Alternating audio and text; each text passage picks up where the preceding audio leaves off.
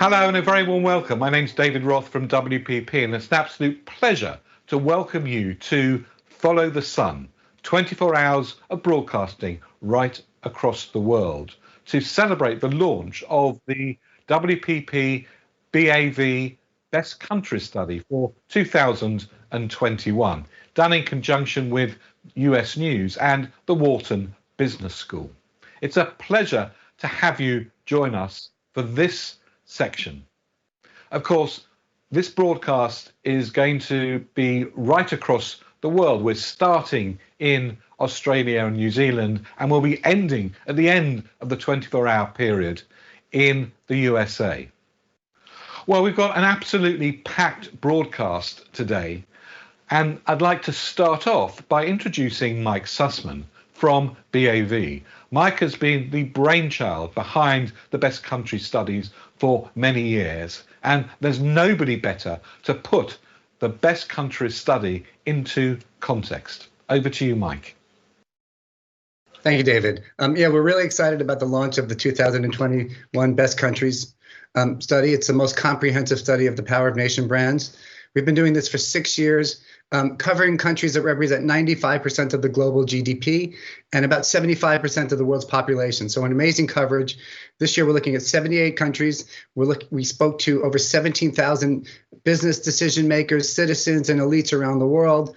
And we've ranked countries on a battery of metrics, including 26 key rankings that we'll talk about throughout this report and throughout the app.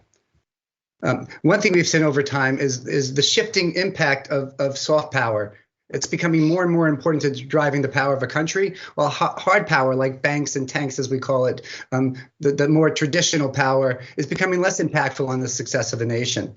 When we think about the power of a nation, we think about 10 key dimensions, and you can look at each of these ranks and how a country does on these things, from entrepreneurship to cultural influence to quality of life. We've introduced 2 new ones that are becoming more and more important today in these changing dynamics of culture. One of those is how purposeful, how socially purposeful is a nation. And the second is how agile is a nation, how responsive it is to things, particularly during a COVID era. And both of those dimensions are extremely important in driving the GDP and the success of a nation. Agile nations are seen as 3 times more likely to be a better job market. They're rated 3.2 times more likely as being economically influential. They are more connected to the rest of the world. So agile nations are doing something to resonate with people globally. Really important to mention, and it's the biggest driver now of GDP. And that's something that the nations need to be more and more of today. So when you think about agility, the top nations around the world this year are USA, number 1 in terms of being an agile country, followed by Australia, and in 3rd place is Canada. We continue to see the rising power of purpose, not just for brands, but also for nations. In fact, purposeful nations are 57% more likely to be considered for tourism, 55% more likely to be considered as a place to do business. So it's important to be seen as a purposeful and socially responsible country. Number 1 on this purposeful dimension is Canada, followed by Denmark, and in 3rd place is New Zealand out of 78. So pretty impressive, pretty strong dimensions, very important. We also see the power and impact of brands that resonate from countries. In fact, 79.5% of citizens say that consumer brands play an important role in defining a country's culture. So there's a strong relationship between the brands and the nation. We also see that 78.6% of citizens say that the country a product is made in impacts their preference for a brand. So you can see that interplay between brand and country and how important it is today. And we started measuring the power of what does it mean to be made in a specific country. What does made in America mean, and made in China? And we can rank the power of these nations in terms of their exports. So, for instance, Germany ranks number 1 in terms of the country you'd want to buy an automobile from. They also dominate on pharmaceuticals and beer. So you can see a little bit of a balanced power of that nation. Italy is number 1 on fashion. So that's the top brand for when you're thinking about buying fashion brands. France owns cosmetics. In terms of the best countries for real estate, Canada ranks number 1, followed by the United States and then France. So overall, again, you can see how the building blocks of a nation affect its overall ranking. And we're excited to share some more details with you. Back to you, David. Well, now it's time to get an overview of the key insights from the 2021 study on a global perspective. And who better to do that for us than Professor David Ribstein from Wharton University. Professor Ribstein has been our partner in this study since it started, and his unique understanding and unique perspective of countries, of brands, and what's driving GDP growth is unrivaled. So let's hear from David now. Hello, I'm Dave Ribstein. I'm a marketing professor at the Wharton School at the University of Pennsylvania. I've been involved with the Best Country Study since its inception. This year has been a different year. It's been a transformational year. There's been many things that have affected how we view countries and how we live our particular lives.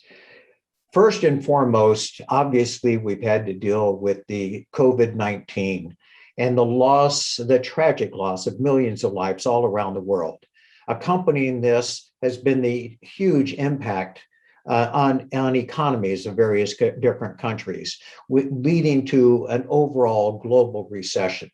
Some countries have handled the pandemic well, such as South Korea and Taiwan and several others, whereas other countries have not handled it nearly as well. Accompanying this pandemic has been the subsequent vaccine distribution. And this has required acquisition of vaccines as well as some form of equitable distribution of those. Perhaps Israel has been the country that has done the best at it. There are others that are catching up, but there are other countries that are still struggling today with trying to manage the vaccine distribution. A third major thing that's been happening this year has been the Black Lives movement that originated in the United States and has found it in various other countries all around the world. Climate impact has been a major event that's happened in various different countries. Perhaps the most notable are the brush fires that happened in Australia.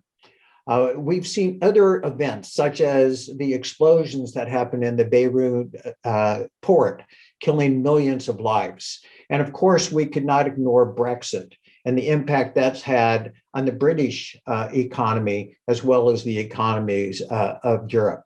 Many, many events have made this year an exceptional year. And it's part of what it is that we've all had to adjust to. Perhaps the greatest impact, of course, has been the pandemic. And what we have witnessed as individuals is we see that how we buy and where we shop, that's changed. How we work, many of us working from home, some of us not having jobs. So there's been a dramatic impact for individuals, where we eat and how we interact with family and friends, dramatically affected, and we've had to adapt. Businesses have had to adapt as well.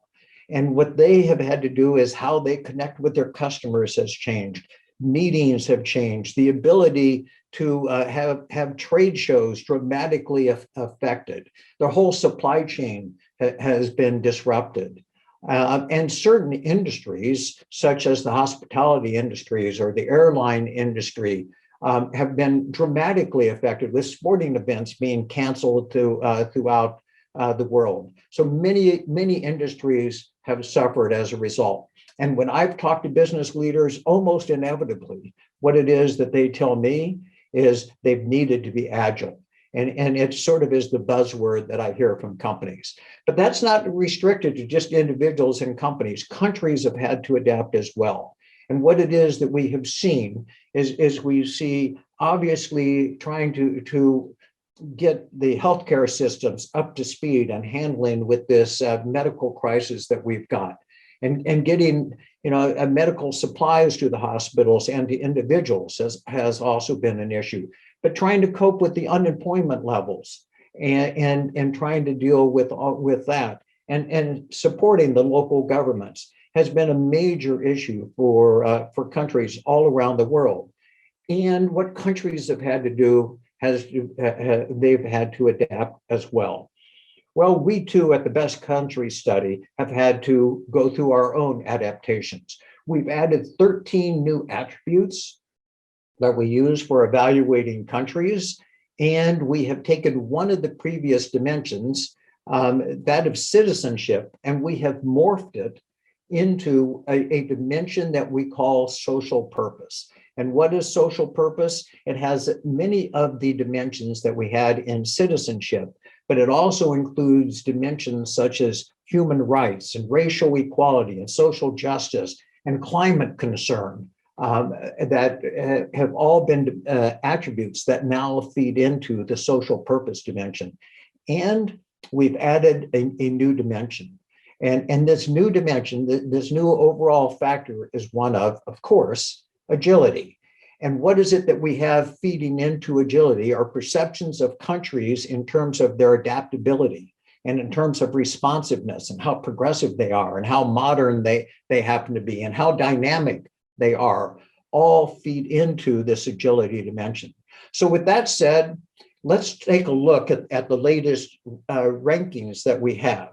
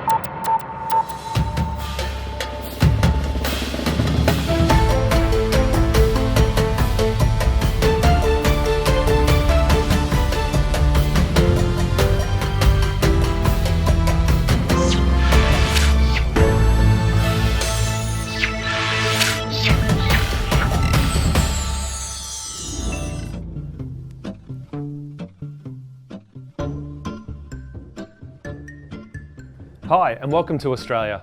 My name is Andrew Kolb and I'm the Head of Strategy at VML Y&R Brisbane, based here in sunny Queensland, Australia. I'm going to take us today through the data from BAV Best Countries Report 2021 on Australia. Today we're going to be doing this in 5 different parts. First, a quick recap of the events in Australia over the last 5 years, a look at some broader cultural trends, then a deep dive into the BAV Best Countries Report, and finally, a look at the potential of hosting the 2032 Olympics and the impact of this event in Australia's future. We're going to go deep and understand what it is to live and work in Australia, a beautiful country with many interesting trends and themes appearing to discuss. But like the rest of the world, it's been a challenging 18 months, which has not only included a global pandemic, but a natural disaster that burned over half the country in the same year. Australia has taken those challenges though head on, dealt with them in a really positive and optimistic manner, and rolled up our sleeves and supported each other through it. And in that time, we've seen a huge amount of change in how we are now living and working in Australia. The first thing we noticed when looking at the report was that Australia was only one of 6 countries to improve from the 2016 survey. So the question is, what's happened in Australia over those years that could have contributed to the rise up in the country rankings? Let's take a look back at Australia's key events over the last 5 years. Well, firstly, we had another change in leadership from a political spill. This would be our 4th in the last 10 years. We legalised same-sex marriage via a national vote. 62% of us said yes. We began to try and understand our Indigenous culture, the oldest in the world, and by doing things like closing Uluru to climbers, our national rugby team, the Wallabies, changed the national anthem to include Indigenous lyrics. These are all great starting points, but we've certainly got a lot more work to do. At the start of 2020, bushfires swept the country and killed 25 people and over 2,000 homes were destroyed. But most tragically, 18 million hectares were burned and many of the local flora and fauna were badly impacted. And straight after this, we dealt with COVID-19. Australians were resilient and rallied together to fight the pandemic and aimed to stay safe and help each other. Amazingly, cases in Australia never rose over 1,000 a day for a population of over 25 million people. Australia's success was created by a strong and rapid public health focused response, enforced by a democratic government focused on vigilant testing, tracing and quarantine. Australia was really quick to shut its borders, both internationally and between states. However, on the back of this, we were quick to panic buy, even fighting over things like toilet paper. But Australia was quick to get into the cycle of life with COVID-19. Lockdown, not in lockdown, and this really differed from state to state. Victoria and Melbourne being hit the hardest. Importantly, early in the pandemic, the federal government introduced a $130 billion economic bailout, which included 6-month wage subsidy scheme. This legislation was rushed through Parliament in just 1 day in order to get relief to Australians who needed it most, showing that Australians moved and acted fast to help the nation get through the pandemic. However, in some really exciting news for Australia, Brisbane has bid for the 2032 Olympics and has actually become the preferred host. Just as Melbourne emerged as the centre of big business in the first half of the last century, and Sydney as one of the great financial centres of Asia in the second half of the 1900s, what will the story of Brisbane and Australia be after the 2032 Olympics? We're really mindful that if selected to host the Games, at the opening ceremony alone, the eyes of over half the world's population are going to be looking at us and asking, what is life like there? With all that going on, which is a lot for an emerging country, what has that meant to the Australian consumer? How are they behaving? What's important to them? And what changes are we seeing? Well, firstly, Kantar's Millennium Monitor report tells us we're moving into an age of rebellion. Australians are really looking to do things better. We're also a lot more optimistic than we've ever been. Australians' Consumer Sentiment Index tells us we're really positive about the future and what lies ahead.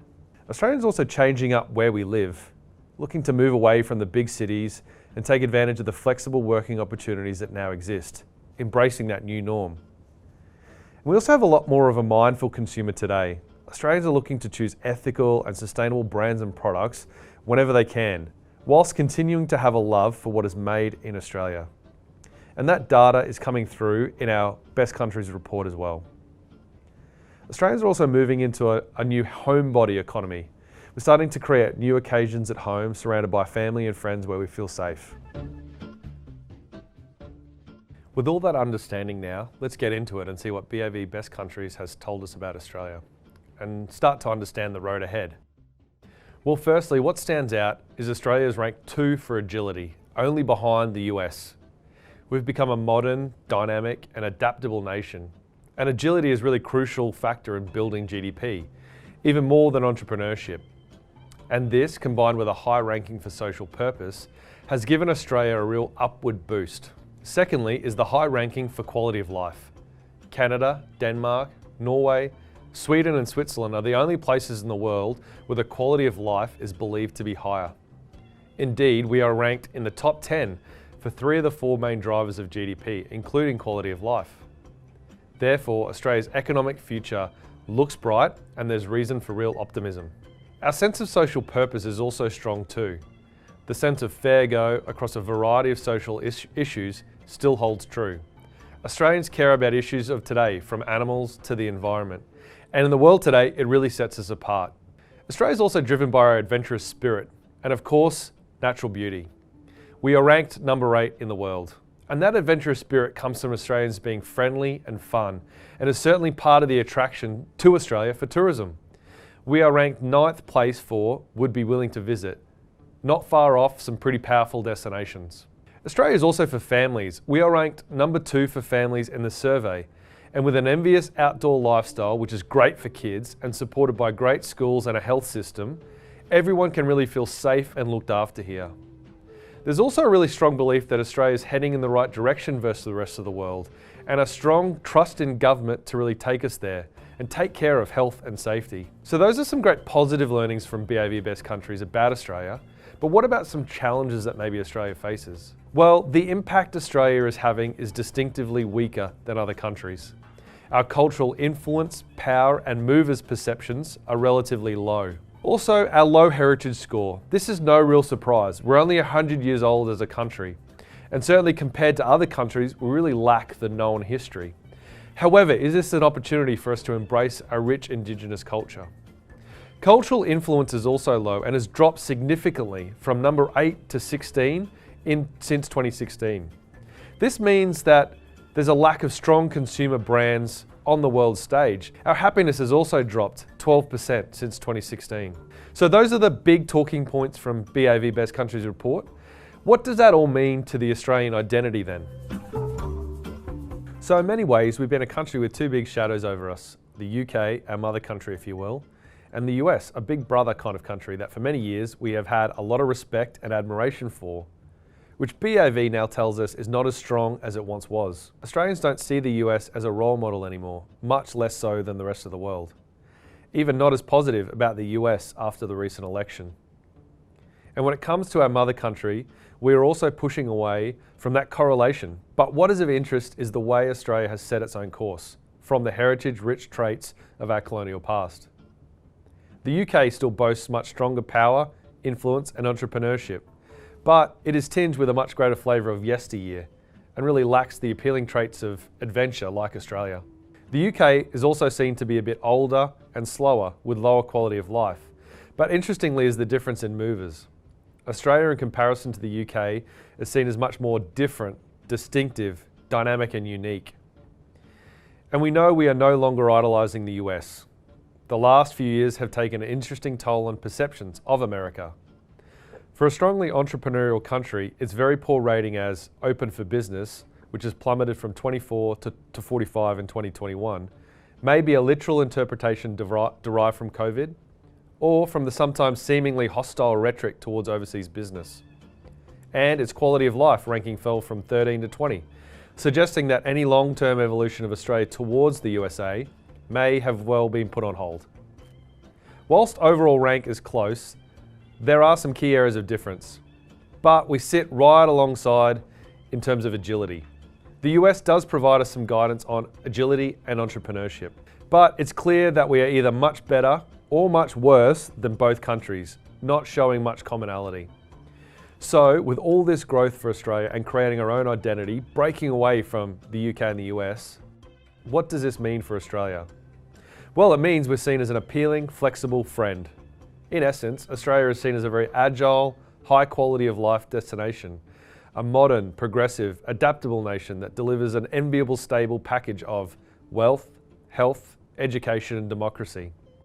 Australia has much momentum as a nation, and from BAV Best Countries, we can see the continuing push into key areas for the country as we move into a world of change and new normal.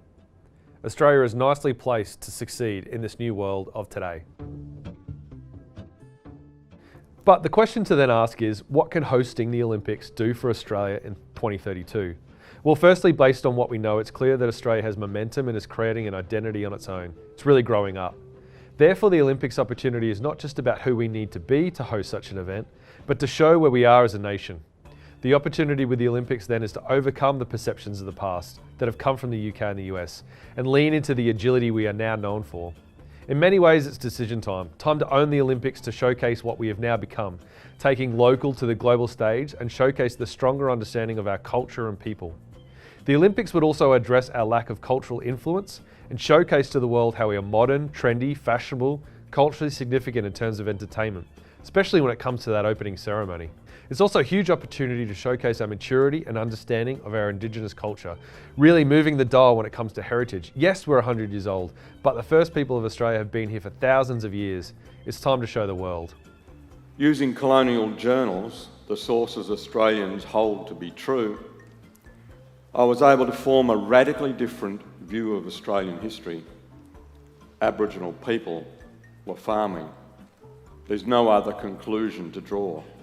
Another opportunity is building the esteem of Australia and the products it creates. Australia does rank well for would prefer to buy products made in Australia, but there's a big drop from the leading countries in percentage of people preferring to buy an Australian offer. Therefore, the Olympics creates an opportunity to partner with highly prestigious brands for the Games to help build that esteem.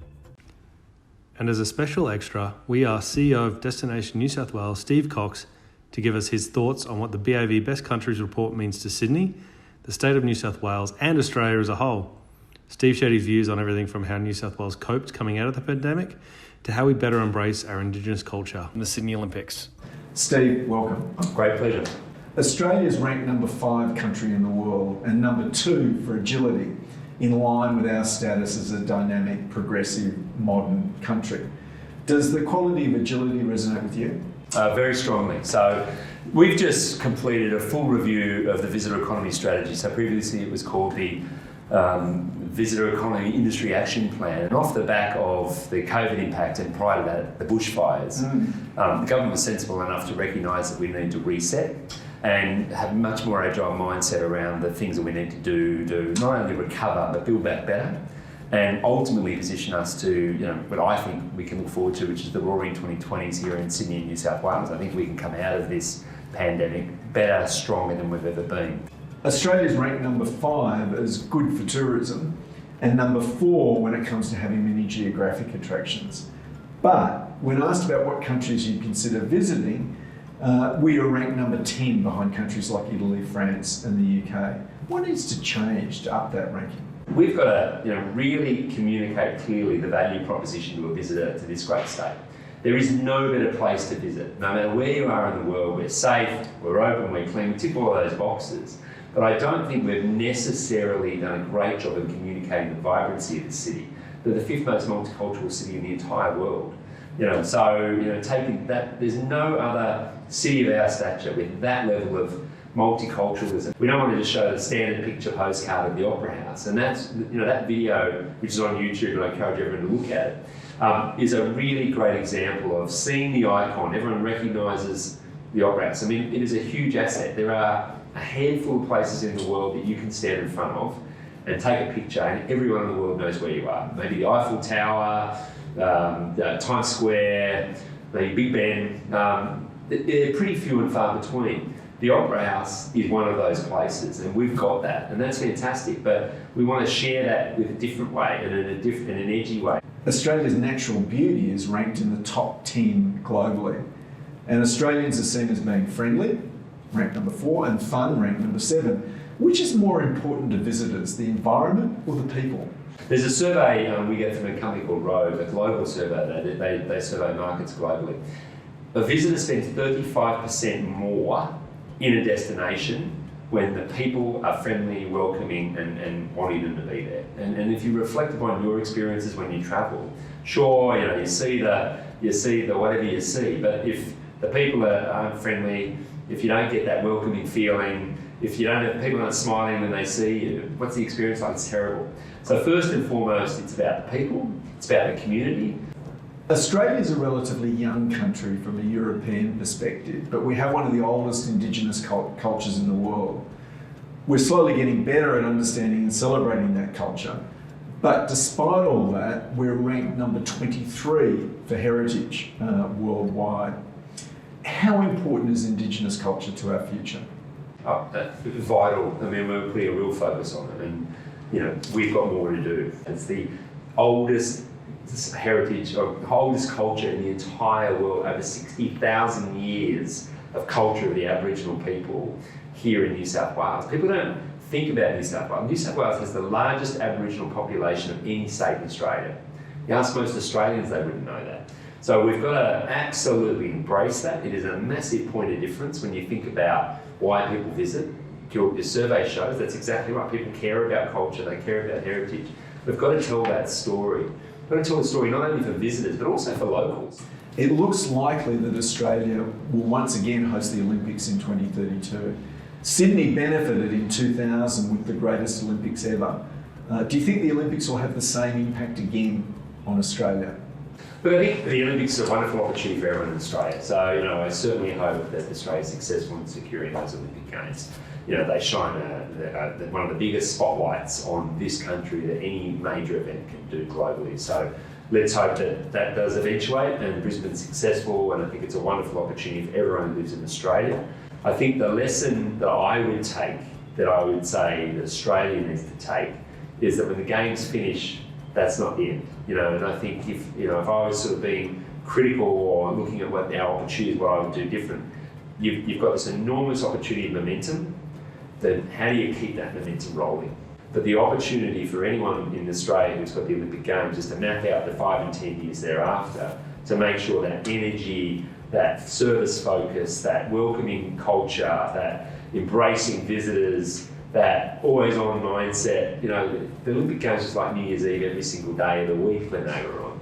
The city's never been better. Transport was better. Everything was better. Well, how do you keep that going? And then how do you continue that momentum? And I think, for me, that's the mindset anyone planning needs to do. It doesn't finish on that last event and in the closing ceremony. The legacy has to go on, and there's as much work that needs to go into that thinking as the execution of the Games itself. Steve, thank you very much. Pleasure. Okay, wrapping it all up. It's clear that Australia is well placed to power forward because of its strength with main drivers of GDP. If governments and business can strengthen perceptions of its entrepreneurial prowess, convert the huge potential for tourism, and strengthen the preference for Australian-made products, just maybe we could find ourselves nudging up another place in the next BAV Best Countries study.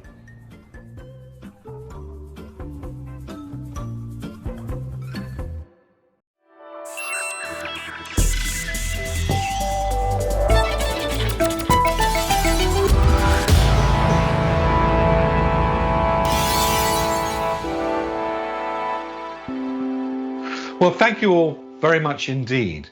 To celebrate this very special launch, we've created a very special app. It's a virtual reality experience where you can literally visit every single country that's featured in the 2021 study. Well, you can get it on your desktop, your laptop, your tablet, your mobile phone. All you need to do is just download it from the URL that's on the screen here. Enjoy, explore. It's full of interest and insights, and we'll be refreshing the content frequently over the course of the next few months. So please do go back frequently.